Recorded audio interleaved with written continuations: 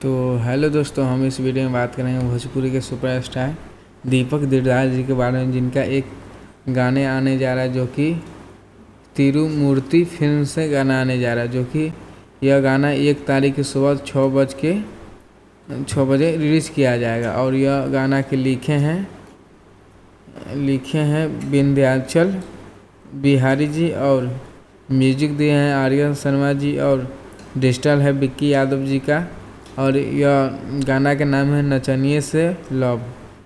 और इसमें काम किए भानु डी ग्रेट और सौम्या पांडे जी।